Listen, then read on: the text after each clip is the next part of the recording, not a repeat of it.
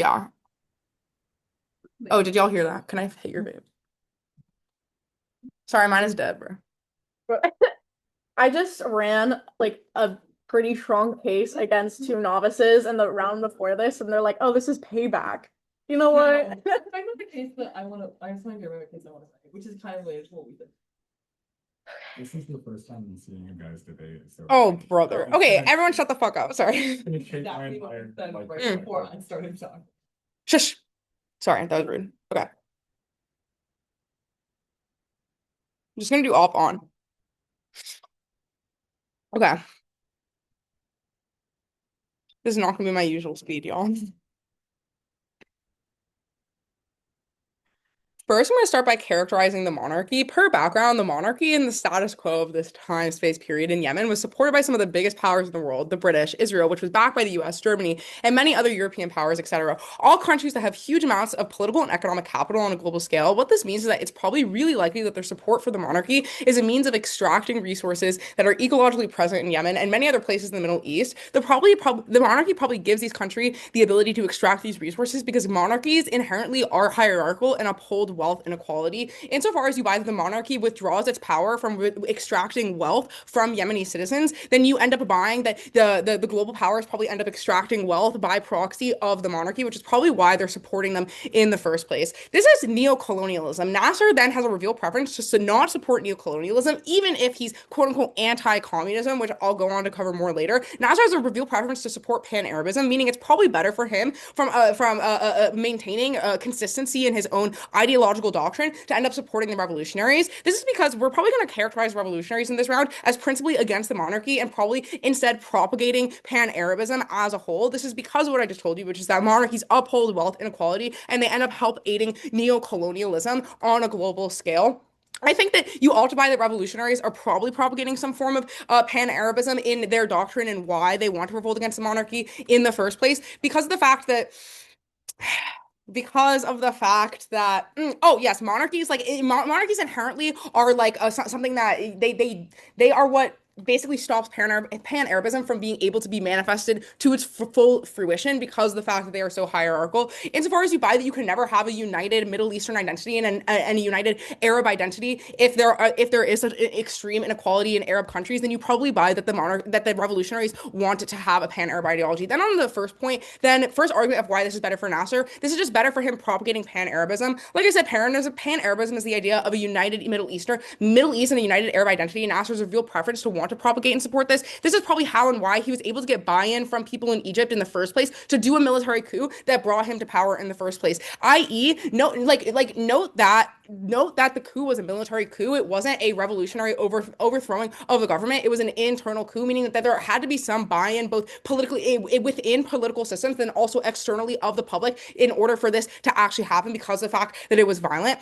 This means that he was probably able to, like, I don't know, use populist organizing tactics to get people to support pan-Arabism and probably buy into his ideology as a whole. I think this is really important throughout the round because it probably beats back a lot of what they say about how internally he's going to get overthrown. I think that this is probably symmetric, like time space, what's happening right now because he already just embarrassed the fuck out of himself, but because of everything that just happened with the canal and the US basically having to save them. I think that you buy them. There are probably still people that support Nasser independent of that fact because of the fact that they support pan-Arabism and want him to be in power.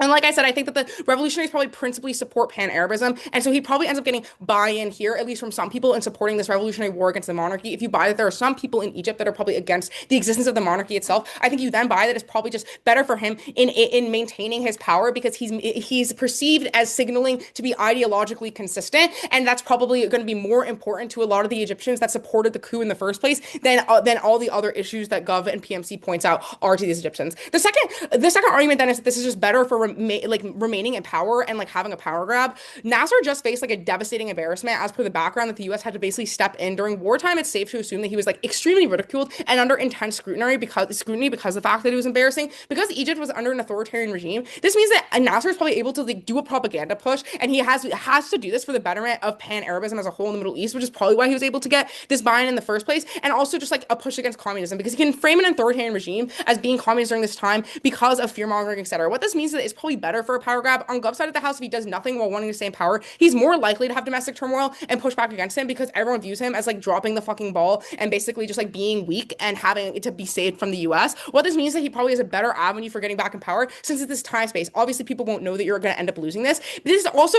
beats back a lot of what they say because doing this actually thins the resources of the military. Note that the Egyptian people cannot overthrow an authoritarian regime without military support because authoritarian regimes are means that they function off of like a militarized police state in public spaces without military support. So therefore, Nasser is probably going to be overthrown for being a bum, regardless, because he's a fucking bum and an embarrassment, and people are probably already upset with him. Like I think this is independent of what I told you about how he probably just has supporters because he likes Pan-Arabism, and there are probably some people that like Pan-Arabism in Egypt. I think that everyone else is already probably really mad at him, which means that the only way that they're able to do the military coup and overthrow him is when the military isn't being sent overseas to a very far location because on their side of the house, basically there are no means for the Egyptian people to end up actually overthrowing him via military coup, which means that it probably means that our side of the house is probably just better for him maintaining longevity of power. Insofar as you buy that everything that I just said, then yeah. Okay, cool.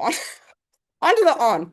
First argument that they say is that Egypt will lose and then you'll end up being overthrown. They talk about how the military is weak and the economy is weak, etc. I think that being overthrown is symmetric though. Like, dude is already embarrassed in the status quo. Ends up being a power grab because it ends up thinning the resources of the military, and it's hard for people to actually end up overthrowing them themselves. If you buy that this is an authoritarian regime, then any efforts to overthrow him can already be squashed like right now. But any efforts for the people to organize and turn the military against him and then coup him again, what can't happen on opposite side of the house because the military being sent abroad. So it's thinning the resources for a coup to be able to happen. I think that I concede all the PMC arguments that Nasser probably wants to end up staying in power. Cool, I agree. He's probably an authoritarian, like egotistical guy who like wants the money and the political savvy that being an authoritarian dictator gives you. At that point, then you probably just buy that he wants to do this to like maintain his longevity of being in power. Then they talk about how the military is weak. We think that the Soviet Union could probably just fund them. Like if Emo says no because they're anti-communism, like that's okay because Nasser probably wants to stay in power no matter what. Like I think that at this point in time, like they kind of knife themselves when they say that CIA will just like fucking kill you. Okay, yes, exactly. The US is anti-pan-Arabism, and Nasser still sided with the US for his own self-interest. So it's likely that he'll want to be in power. So I think that all the arguments that they say about how, oh, you probably prefer the US over the Soviet Union probably don't even apply because he probably just prefers the side that's willing to give him money at whatever like moment in time. And I think time space at this moment, the Soviet Union is able to do this. Then they say, oh, like they're getting weak weapons since it's funded by the like etc. And they talk about how this is basically going to be bad for the economy. But I think you could flip this. I think that war is probably good for economies insofar as you buy that there will have to be more military spending, and the USSR is going to be giving money to Egypt to spend more money on their military. That means that there's probably going to be a lot more manufacturing. This means that more manufacturing jobs, which means more people are employed, which probably beats back a lot of the arguments that they make about people being really upset about this because people will have jobs, which means they're getting paychecks, which means they're able to feed their families and their homes. This is why like there are times of like there's so much economic boom. Like that's why there was so much economic boom during World War II because it's good for manufacturing, which creates jobs, which probably appeases people and is able to stifle some of the upsetness that people already feel in the status quo. And we're only able to access this on our side of the house, whereas on their side of the house, he's just going to get overthrown right now because he's viewed as a bum already. Okay.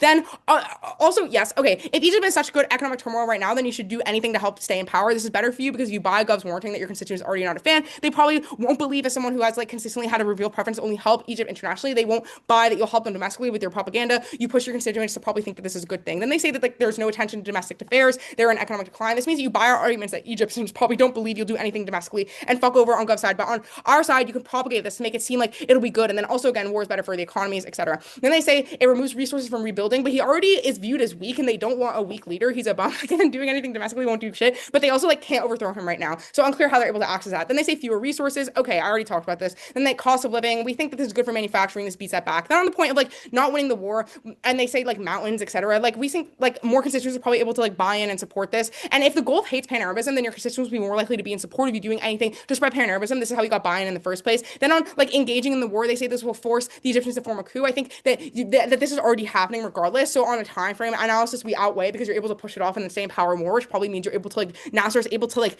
build up his own wealth better and like invest in the Roth IRA equivalent in like 1962. Okay, then on the point about how the US matters more, symmetric, US is probably I already covered this. Okay, proud to oppose. Oh, brother. Okay. Wait, I don't know why you thought that was like not gonna be good. Oh. Bro, There's don't also like BFF. 5 things we didn't touch on. Yeah, We'll get there eventually. for sure.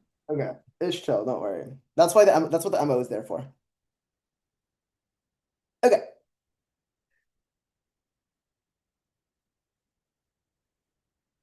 Okay. It's gonna be a spike and then on, then follow down the LO. Dang, my like laptop is so low.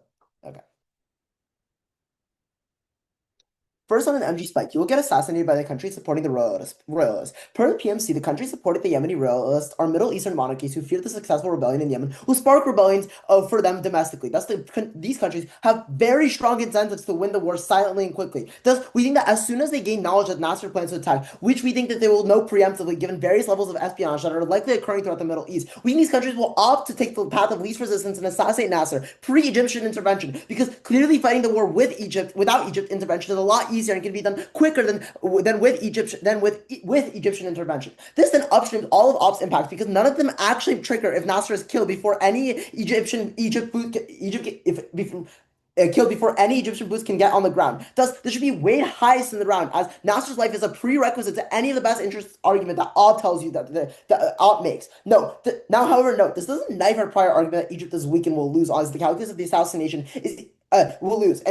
As the calculus of the assassination is, even if these countries will still win, it is still easier to fight the war without Egypt than with even if marginally, and thus that is the rationale for why they kill him earlier. The argument is very simple. These monarchs are going to fear that their people are going to get an idea. So it's a lot easier to fight this war without Egypt than it is with Egypt. So they will kill Nasser to make sure that doesn't actually happen. And they have very strong incentives because otherwise they'll just get couped themselves. Cool. Now on to now down the MG. First, the characterization of like there's like going to be good resources in Yemen. I actually disagree that like the reason that like these countries are intervening to this conflict is because that there are good resources. No, think likely with why these countries are actually intervening to this conflict is because they don't want turmoil in the Middle East. I.e., this conflict is likely going to create large amounts of upsets and large amounts of ripple effects. I.e., it's going to prevent oil from being able to be mined in the country. It's going to prevent other resources and just large disturbance in the Middle East during the time. So that's why these countries are intervening. Not because Yemen has any kind of special resource, but also, even if that is true, Yemen is just kind of a small ass country. We think that these Gulf states all likely have similar amounts of resources. Op doesn't tell you why Yemen has these specific or only the specific ones that have only the specific resources. I.e., does we think all the Gulf states likely have similar resources. So Nasser can always go to these other states, or these countries can go to other states and wouldn't care. We don't think that resources are the tipping point, but the tipping point is rather maintaining peace within the Middle East. Then they tell you, Nasser doesn't want to support neo-colonialism. Why? We think this actually doesn't actually matter because what matters to him more is his own power, and his own power is more proximate to him than like fighting this like principal obligation of neo-colonialism. But he also wants to consolidate support within Egypt. He doesn't give a fuck about anything else. Then they go on to this first argument why pan-Arabism is good. Guys, sure, but we think sure we'll concede that Nasser likely does care about pan-Arabism. But two things: one, the country's going to be Arab either way. They don't explain why it's going to be more Arab just because the rebels win the war. I.e., the country's going to be Arab either way. So pan-Arabism doesn't actually apply in this context. But secondly, not if everyone hates pan-Arabism. But secondly, we just think that like this it's actually not better for pan-Arabism because not if everyone hates pan-Arabism because you are starting a war to spread it. Like who's going to buy in? Also, just because he like buys into pan-Arabism doesn't actually mean that other countries will. So we don't actually think this pan-Arabism is actually an argument to be evaluated in the round.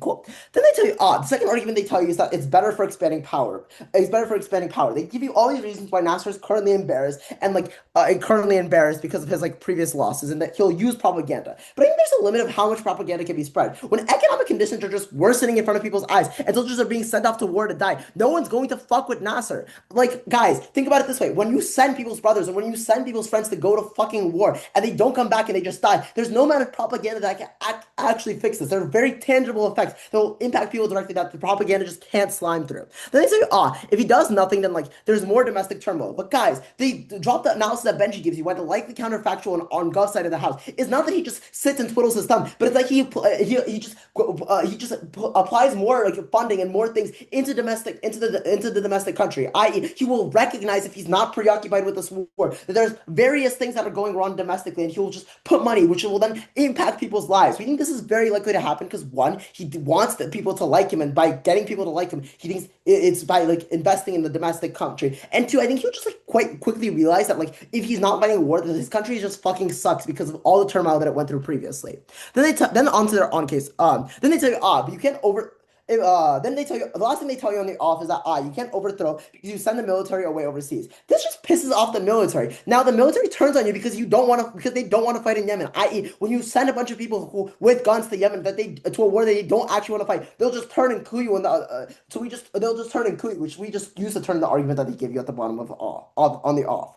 Now into the on. The first thing they tell you is being overthrown is symmetric, but I actually don't think this is true. No, the analysis I tell you above why they likely counterfactual is them investing domestically is investing domestically. Thus, when they go to actually invest into into the domestic market, then what's likely going to happen is people are going to get better lives, and they're not going to want to coup Nasser in the first place. But secondly, guys, think about it this way: I don't think that the people, if a coup happens, it's not going to be the people that are coupping Nasser because the people are weak and it is an authoritarian regime. The only way that people can coup him is if they get weapons to go fight the war, which is only likely to happen on their side. We're arguing that the likely that he'll be couped on their side of the house because other countries will coup him, like the CIA or other countries within the Gulf states are the likely ones to coup him in the first place anyway. So we don't actually think that people have the power to coup him in the first place. So this argument doesn't actually pan out the way they tell you it does. Then they tell you, the Soviets will fund them. But guys, they drop the arguments and the preemption that Benji gives you in the PMC. Well, the Soviets are likely giving you weaker military things.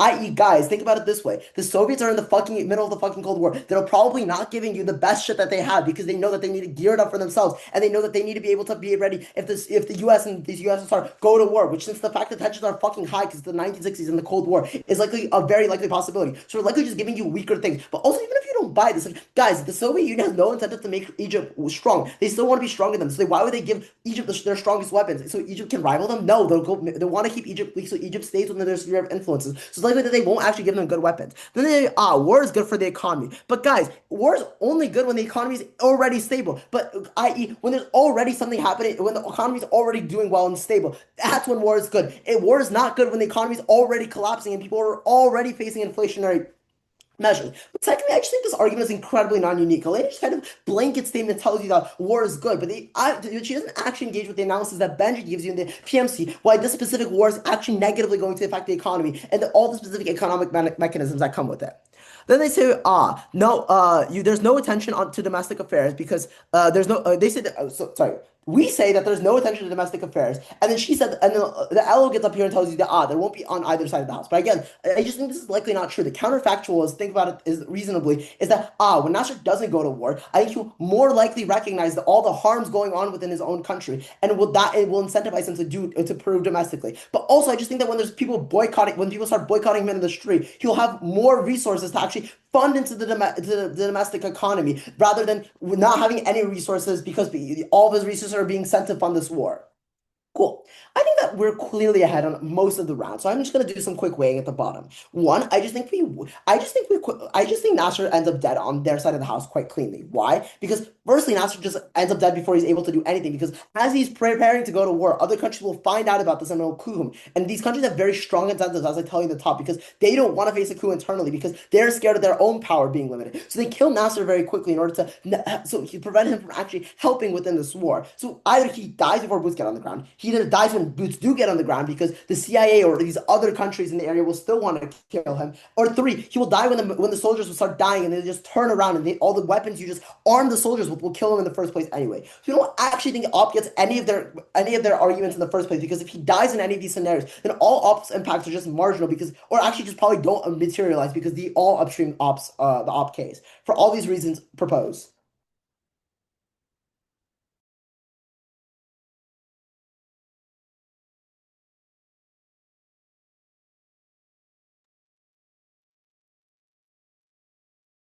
Sigh. Oh, Elena, can you do it? Okay. Oh fuck, I have to do my LO. Sorry. Oh,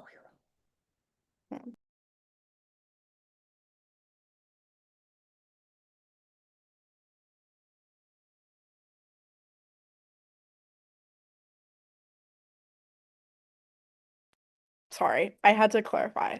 I'm gonna do the MG responses that Lay missed, and then go to MO. It's really gonna be everywhere, and I apologize in advance. This is not a reflection of who I am.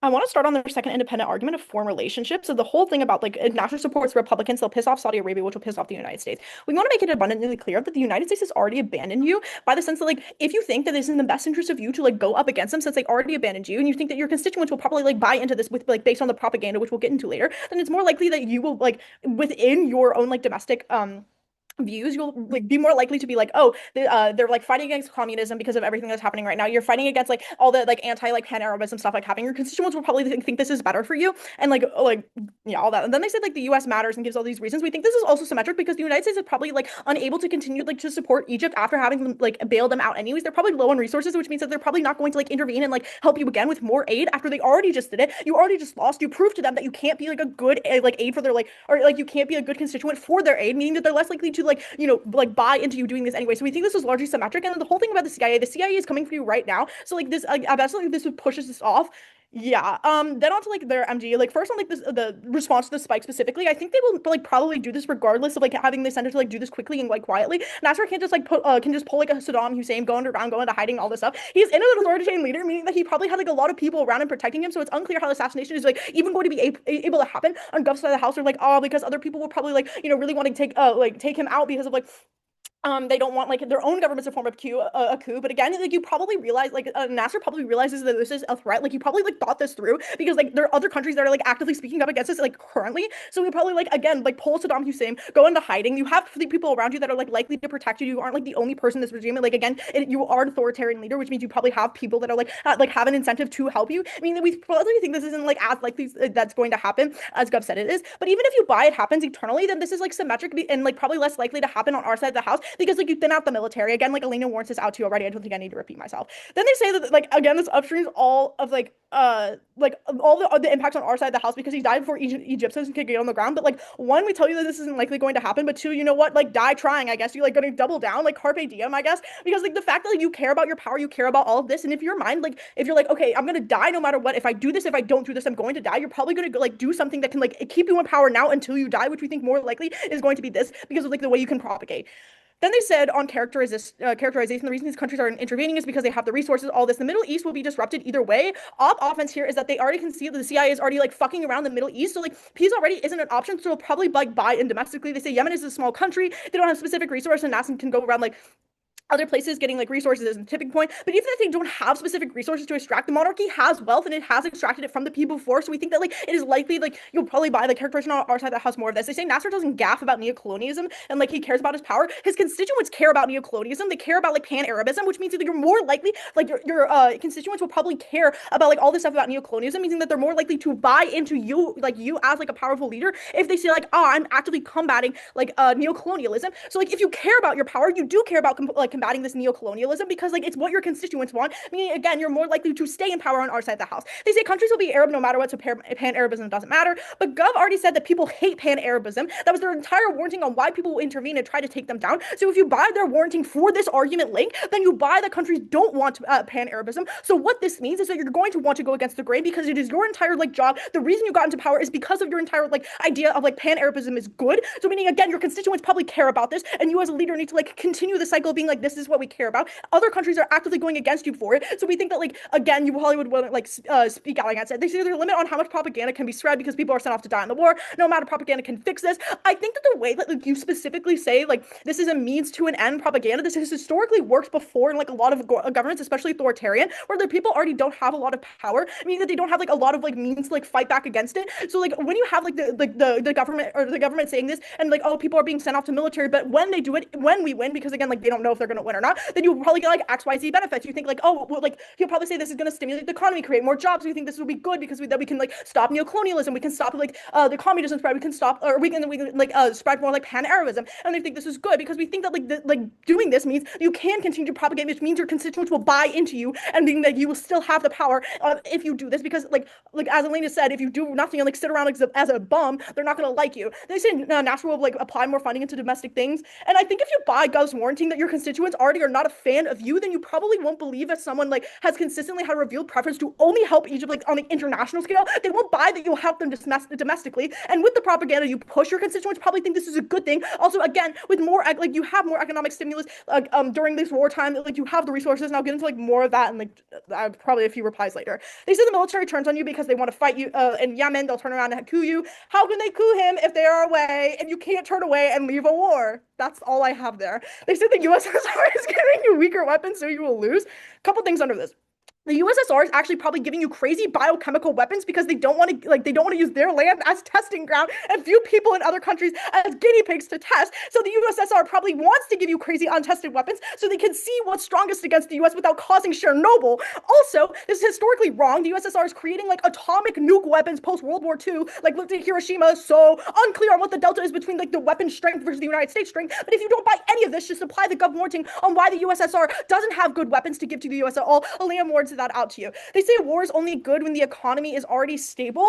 Okay, a couple of things under this. If you do not have jobs and you are like your economy is not stable, you don't have jobs, you don't have infrastructure, any of that. If you can create jobs with the war, meaning like all this manufacturing stuff Elena talks to you about, that is significantly better than the economy that you had previously. What this means is that you have more jobs during this war. You get like more jobs that you have now than you did pre-war, which means it's going to like stimulate the economy, meaning you get all of like the domestic benefits that Gov talked about being like, oh, infrastructure and like whatever they talk about. I don't actually remember. But like the thing with this is even if you buy all their arguments like, you should help them domestically, you care about this because this keeps you in power, you can still do it on our side of the house because you get some kind of economic stimulation. By sitting idle and doing nothing, you've already, like, as per background, you're probably, like, you are already in desolate. You just, like, had to have the US is, like, step in and, like, save you from, like, this catastrophic disaster. It was already embarrassment. Your economy probably isn't, like, already doing well currently. So what this means is that it's better than nothing. You actually get some kind of, like, economic stimulus on our side of the house. Or on their side of the house, they have a very high burden to prove, but you sitting and doing nothing is actually going to help them domestically because, again, your constituents will see this guy's just being a bum. He's sitting on his ass. He's actually not doing anything. And they're more likely to, one, be mad at you and believe that you are a poor leader and because you are weak, and more likely to coup you then because you are, like, they don't want a weak leader in power, especially, like, given, like, the political climate of the world. And then two, you're actually not doing anything, like, currently to help the economy. They keep saying, oh, dude, like, domestically you can help, domestically you can help. But here's the thing, like, again, you're not going to have any kind of, like, domestic power to, like, or,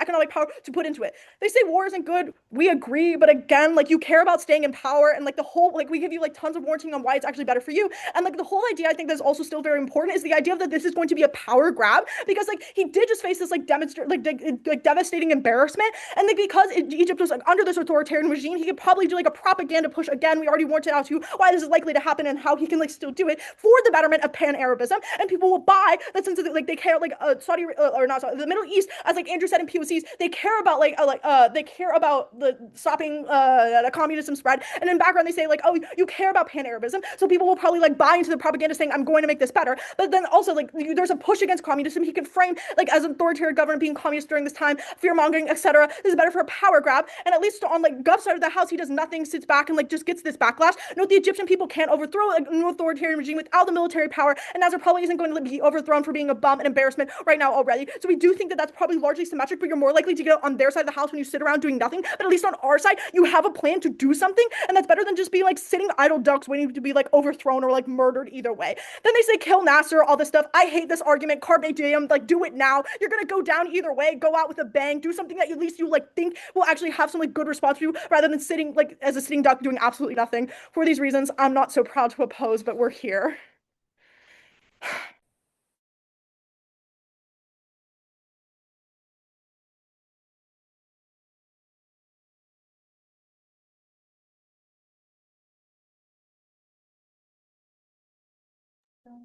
Okay.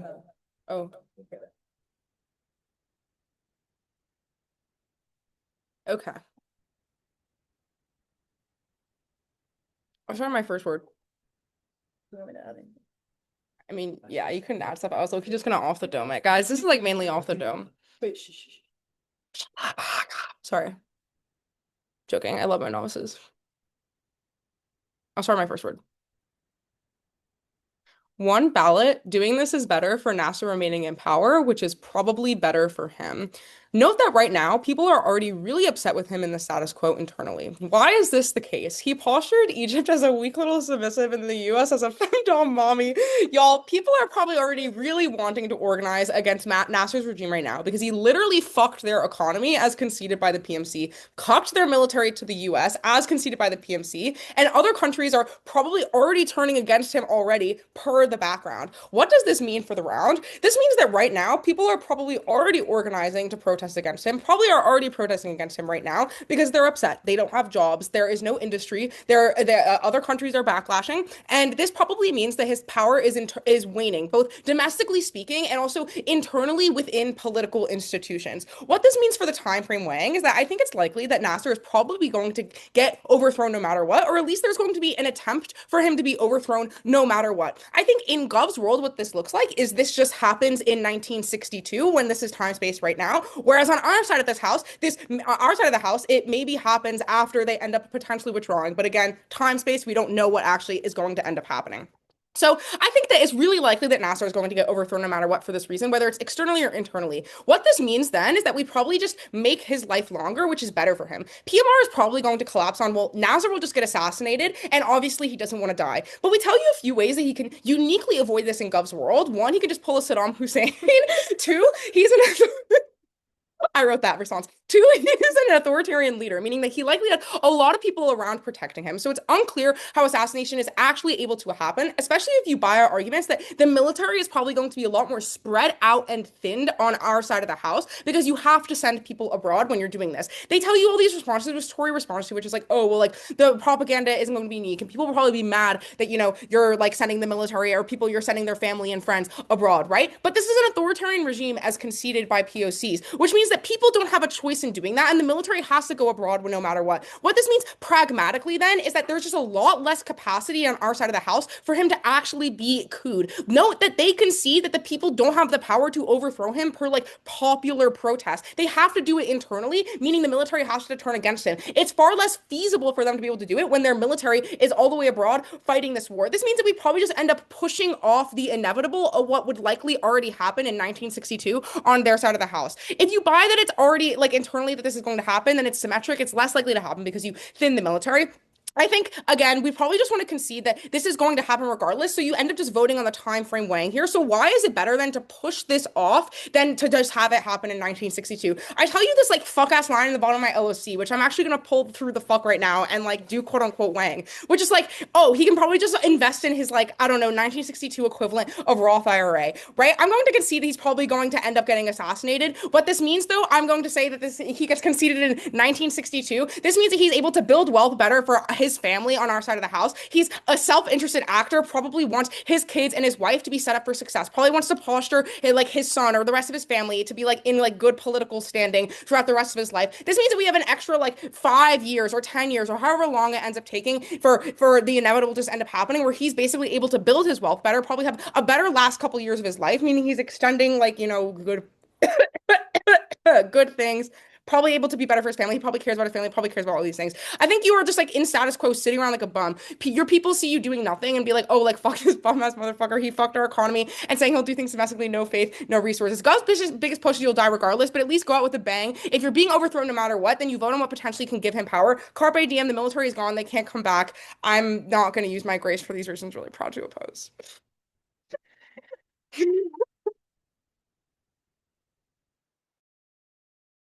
Okay, cool. That was tough. I like this op. Um, yeah, it'll just be like a PMR. There'll be like ballots and shit. Okay.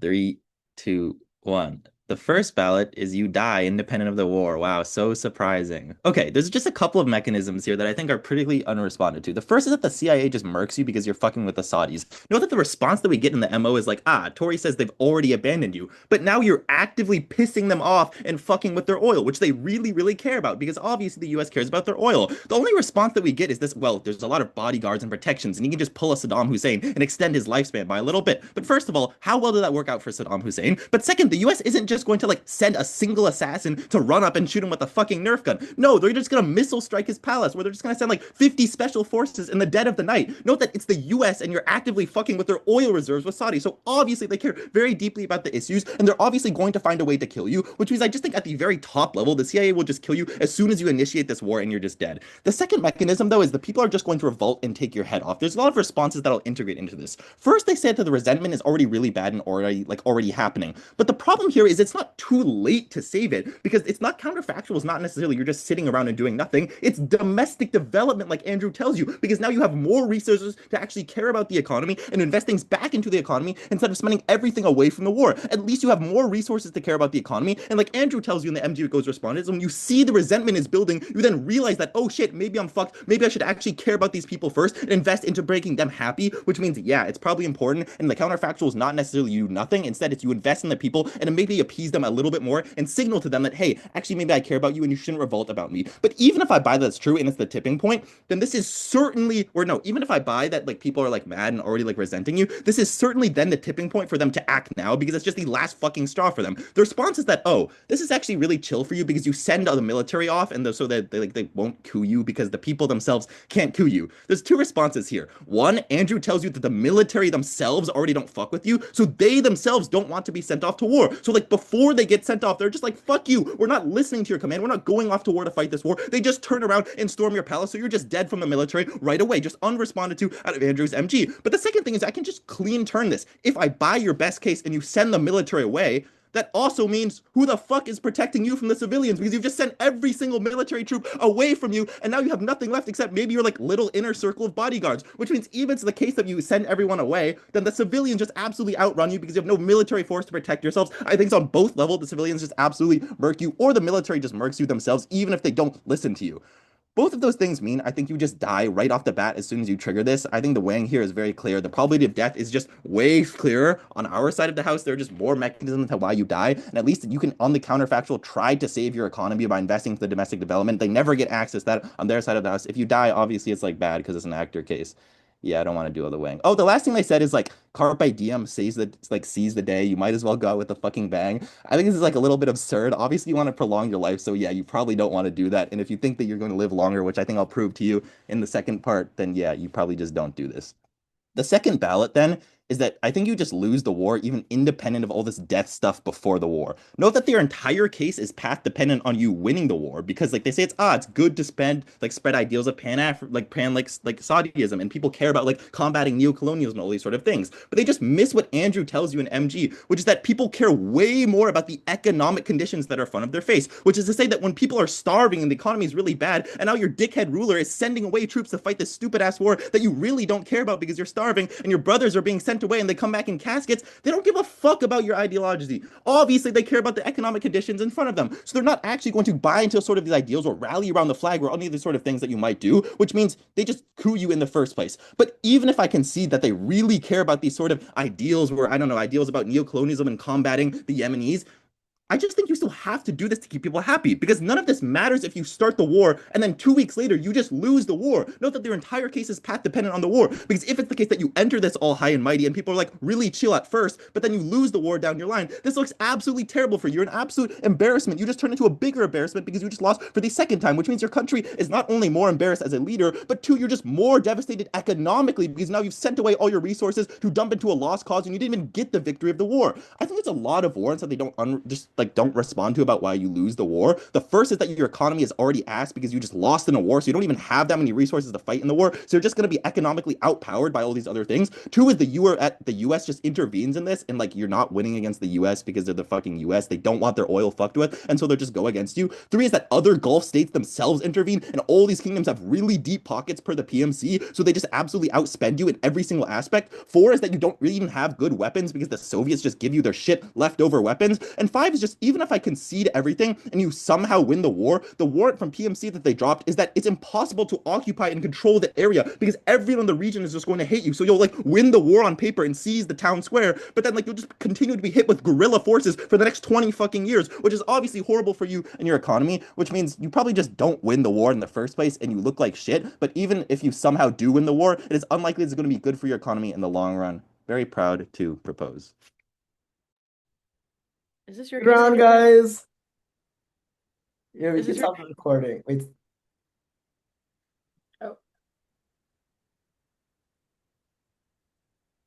Wait, mute yourself. Hello. Hello. Did you write this case, Andrew? This is my case. Yes, I wrote it over the This is summer. very evil. All of our responses were, I hate this. Carpe diem. I die trying.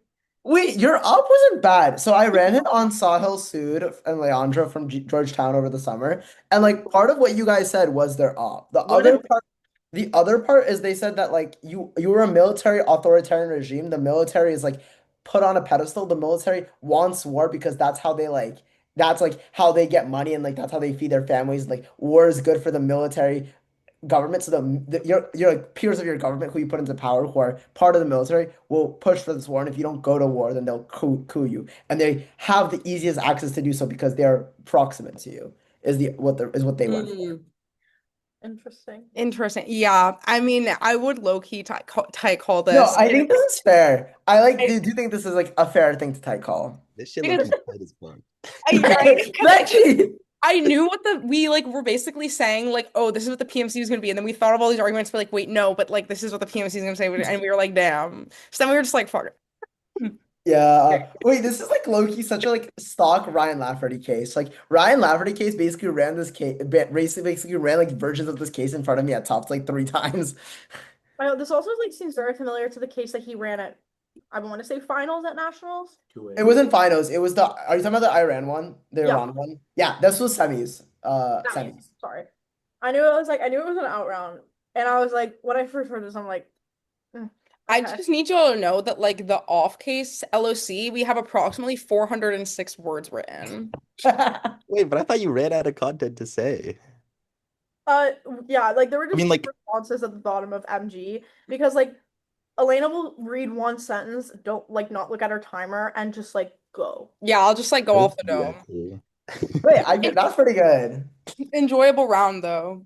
But yeah, I don't know what the fuck my LOR was, bro. Like she's like halfway through MO and I'm like, oh my God, like I have nothing written for LOR. And I was like, fuck. And so then I just started writing shit and then I was like, fuck.